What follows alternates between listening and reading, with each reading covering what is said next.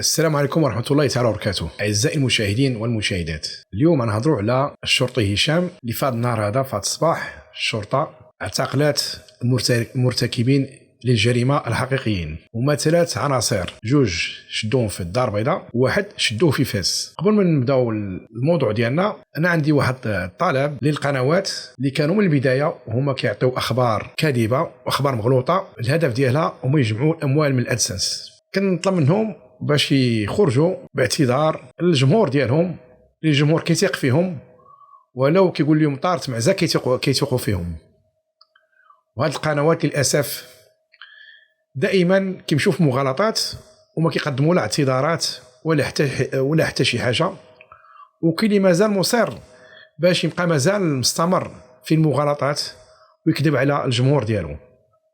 للاسف الجمهور المغربي جمهور نيه، الا عطيتيه الحقيقه ما كيتقبلهاش ولا كذبتي عليه كيبغي يتصنت لك. هذا هو المشكل اللي عندنا في الجمهور المغربي.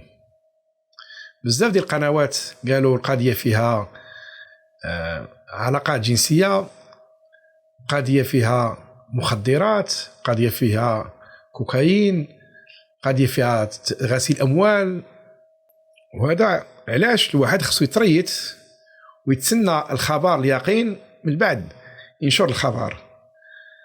كاين شي وحدين كيدرسوا بانهم راه جبدوا الدوسي من قاع البير، هو جبدو غير من قاع ديال مخو.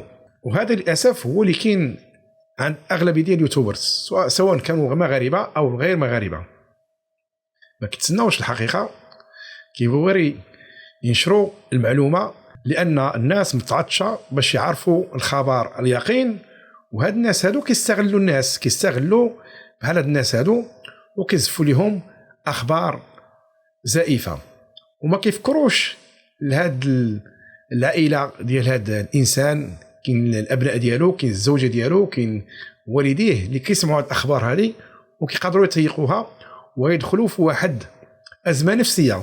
عندهم ازمه نفسيه بالوفاه ديال القارب ديالهم، زائد الازمه النفسيه من كبدا تطلق عليه اشاعات انه راه عنده علاقه باصحاب مخدرات، انه عنده علاقات جنسيه اللي محرمه، عنده علاقات مع تهريب اموال، عنده علاقات مع عصابات.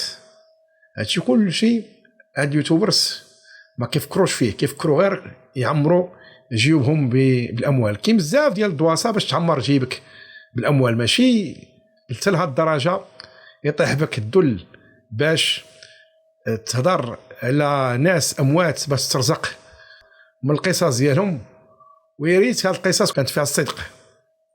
هاد الناس هادو بغاو يضربوا في المصداقيه ديال الشرطه المغربيه بهذه الطريقه هذه، وبغاو يديروا جريمه كامله باش ما يحصلوش ويخليو العالم يضحكوا على الشرطه المغربيه. ولكن هيهات وهيهات كانت لهم الشرطه المغربيه في المرصاد. وهاد القضيه هذيك تخلينا نقول بان راه الوقت اللي كانوا الجاره ديالنا التبونيون والشنقريحيون قالوا بان غادي ينظموا عمليه ارهابيه في المغرب وداخل المغرب، يمكن نقدر غادي نخلوها بين قوسين. هذا الاجتهاد ديالي يقدر يكون هاد العناصر يكونوا باعوا نفوسهم لهذا النظام هذا ودخلوا تحت الرايه ديال داعش، لان كنعرفوا ان النظام الجزائري راه خدام مع الدواعش في الارهاب في المنطقه ديال الساحل. يقدروا يكونوا هاد العناصر خدموا للصالح ديالهم. اعزائي المشاهدين والمشاهدات، اكتفي بهذا القدر، والى اللقاء في حلقه قادمه ان شاء الله، والسلام عليكم.